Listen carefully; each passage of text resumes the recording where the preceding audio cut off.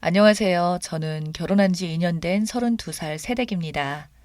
저랑 신랑만 알고 있던 막장 가족사를 여기에다 털어놓겠습니다.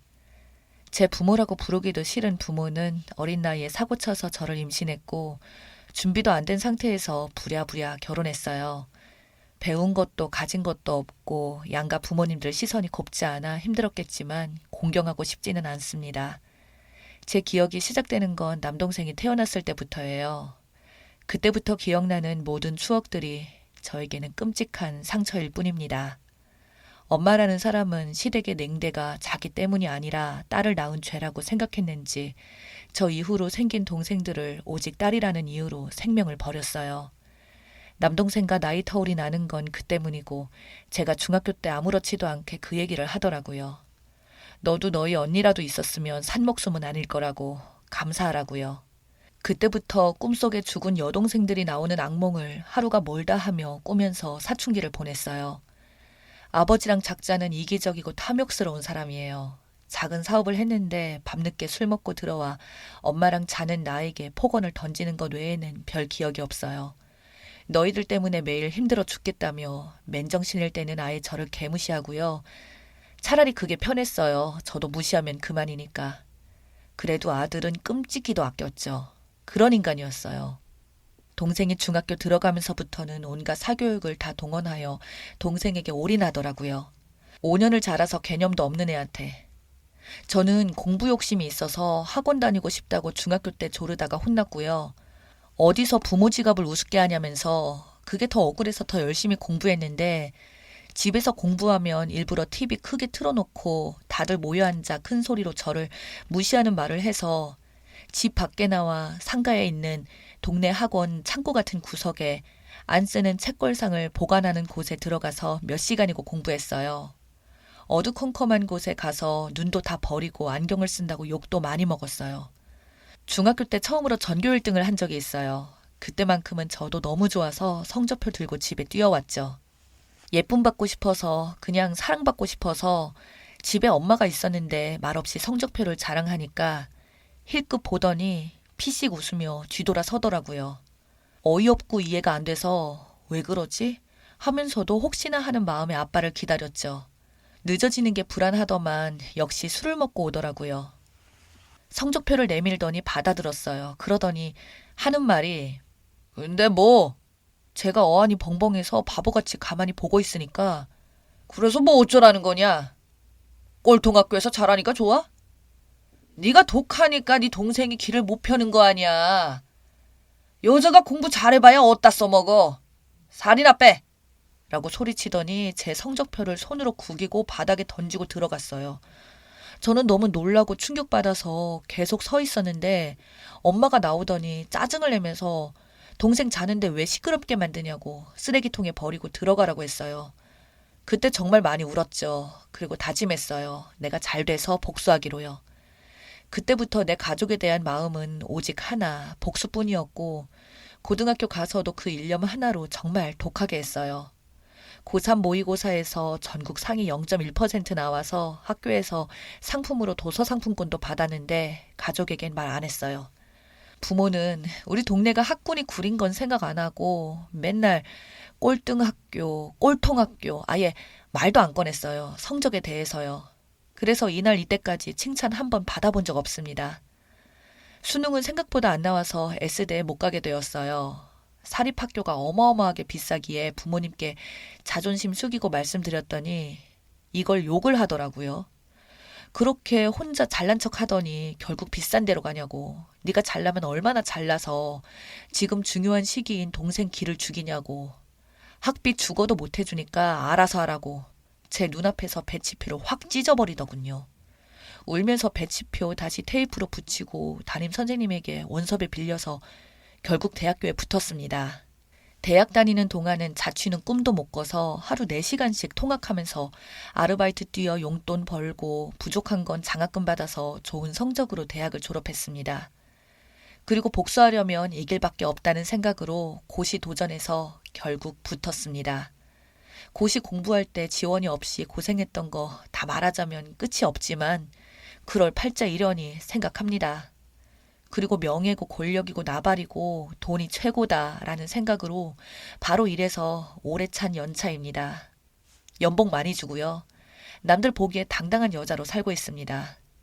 공부하며 만난 남자친구랑 2년 전에 결혼했는데 멀쩡한 부모도 모은 돈도 쥐뿔도 없는 저를 두 말 않고 받아주신 시부모님과 남편에게 평생 갚는 마음으로 살아갈 겁니다.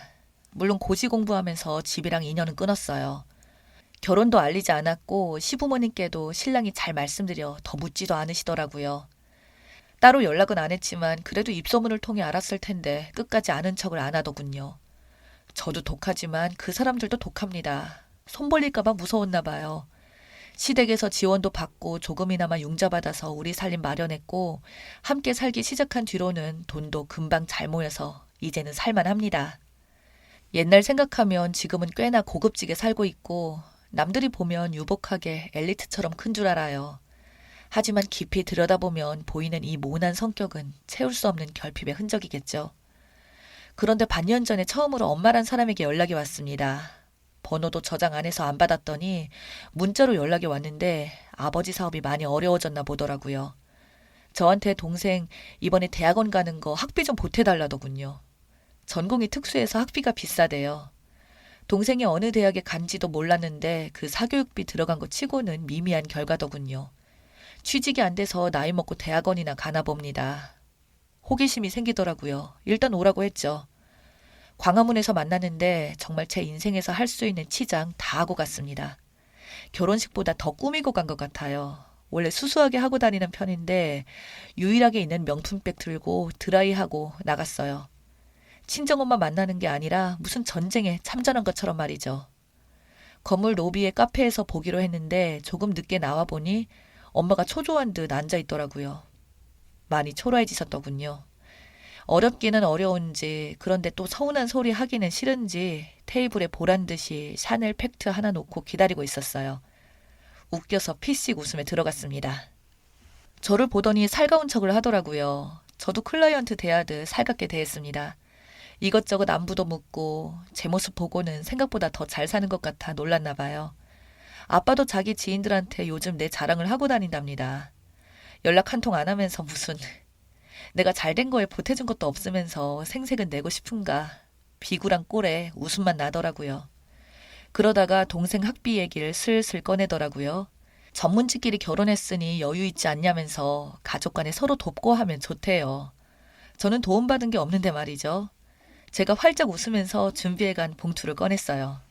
엄마는 덥석 잡고 코앞에서 봉투를 슬쩍 들여다보더니만 그대로 얼어있네요. 5만 원짜리 한 장 넣어드렸습니다. 이게 뭐냐고 하네요. 제가 동생 용돈 좀 챙겨봤다고 그랬습니다. 저 학교 다닐 때 한 달에 1,000원씩 주면서 토요일에 특별활동하러 공설 운동장까지 갈 차비가 없어서 집 앞 1시간 전에 걸어서 출발하고 집에 올 때는 친구들은 버스 타고 가는데 나는 엄마가 데리러 온다고 거짓말 치고 다시 1시간 걸려 걸어오면서 오고 했거든요. 내가 그때 받던 용돈 몇 년치를 이렇게 주는데 고맙지 않냐고. 사교육 시킨 돈은 다 어디 가고 지금 취업 못하니 누나 된 도리로서 돈 넣어줬다고 하니 엄마 손이 벌벌 떨리더라고요. 앞에 물잔을 제 얼굴에 부어버릴까봐 제가 빼앗아 들고 웃으면서 다 마셔버렸습니다. 그러고는 일부러 간다고 바쁘다고 일어서면서 지갑에서 5만 원 더 꺼내서 테이블 위에 놓았습니다. 커피값 계산하시고 뭐 좀 사입으라고 이런 데는 그래도 좀 차려입고 와야 모양 안 빠진다고 그 말 하면서 정말 제가 생각해도 간사한 표정으로 미소 지었죠. 엄마는 얼굴이 그야말로 사색이 되고 정말 너무나도 볼품 없어졌어요. 하지만 불쌍하진 않았어요. 더는 연락하는 일 없었으면 좋겠다고 말하고 일어서는데 다리가 후들거리는 거 억지로 괜찮은 척 파워워킹 했습니다. 뒤에서 쌍욕이라도 들릴까봐 두근댔는데 아무 소리 없었어요. 그렇게 뒤도 안 돌아보고 걸어 나왔고 어떻게 회사까지 왔는지 기억도 없어요. 술에 만취한 것처럼 비틀대며 사무실에 들어왔는데 두 손이 부들부들 떨리고 어지러웠어요. 심장이 터질 것 같고 아, 내가 이 순간을 위해 이제까지 살았구나 그 생각을 하며 미친 사람처럼 몸을 벌벌 떨었습니다. 흥분되기도 하고 통쾌하기도 하고 무섭기도 하고 슬프기도 하고 그리고 허무해졌어요. 너무 허무해서 살기 싫을 만큼 이제 나는 왜 살아야 하나, 내 삶의 목표는 무엇인가 싶었죠. 조퇴하고 남편 불러내서 집에 가서 밤새도록 껴안고 울었어요. 며칠 만에 살이 3kg이 넘게 빠질 만큼 솔직히 모든 게 너무나 힘들었어요. 그리고 며칠 뒤 밤에 또 모르는 번호로 전화가 왔어요. 그럴 줄은 알았는데 아빠더군요. 받으니 역시나 쌍욕을 퍼부으십니다. 전화로도 고스란히 전해지는 분노들은 이제 가슴이 벌렁거리지도 않았고 그냥 담담히 들었어요. 네가 잘 살 줄 알아? 부모 형제도 못 알아보고 불안당 같은 건 누구 때문에 출세했는데 은혜로 모르는 거야? 등등. 그 외에도 무수한 욕들을 그냥 다 듣고 있었어요. 그러고는 계속 이러시면 내용 증명 보냅니다. 받기 싫으시면 전화 끊으세요. 불안당이 무슨 뜻인지 아시죠? 바쁜 사람 붙잡고 못 배운 티 내면 안 되죠. 공부는 스스로 하는 거라더니 공부 안 하셨나 봐요. 아내분 통해 돈도 보냈는데 그쪽 통해서 연락하시죠. 하니까 한참 대답이 없더라고요. 그러더니 울부짖는 소리 비슷하게 욕을 하며 소리를 지르더라고요. 솔직히 좀 놀라서 무섭기는 했는데 그냥 술 먹고 주정 부리는 것 같아서 듣고 있었어요. 그러고는 머리가 어질어질해져서 아내분 편에 돈 보냈으니까 아들 학비에 보태라고 하고 끊었습니다. 다시 올 것 같아 폰만 꼭 부여잡고 쭈그리고 앉아 있었는데 다시 울리진 않더라고요. 그게 반년 전인데 그 뒤로는 아무 연락도 없습니다. 부모들끼리 알고 지내던 고향 동네 친구한테 얼마 전 연락해서 돌려 물어보니 사업하던 거 다 처분하고 시골로 내려갔다는 소문이 났나 봐요. 쪽팔린 건 아는지 사람들한테 제 얘기는 안 했나 보더군요. 동생은 어찌 되었는지는 모르고 관심도 없어요. 슬프고 원망하던 마음은 조금씩 지워지고 있습니다. 남편은 빨리 아이도 갖고 싶어 하는데 저는 커리어 핑계대고 미루고 있지만 사실 제 마음이 아직 이렇게 못난 상태인데 자식한테 저 같은 상처 입히고 부모 될 것 같은 두려움이 커요. 자식은 어쩔 수 없이 부모를 닮는다잖아요. 공부 핑계, 일 핑계 대고 심리 상담 한 번 못 받아봤는데 이제 아이 계획도 있으니 한번 받아볼까 하는 마음도 있는데 시간은 둘째치고 일단 용기가 잘 안 생깁니다. 이젠 없던 일처럼 지울 수 있는 과거가 된 것 같은데 제가 누군가에게 말하면 그게 없어지질 않고 더 또렷해질까봐 이런 마음의 상처는 말하는 것만으로도 치유가 된다고 해서 여기다가 간략하게 털어놔 봐요. 두서없는 글 읽어주셔서 감사합니다. 저 같은 상처가 있는 분들, 우리 같은 이들은 본인이 독하게 잘 살아가는 수밖에 없어요. 우리 힘내요. 우리가 서로 응원하고 서로 사랑해줘요.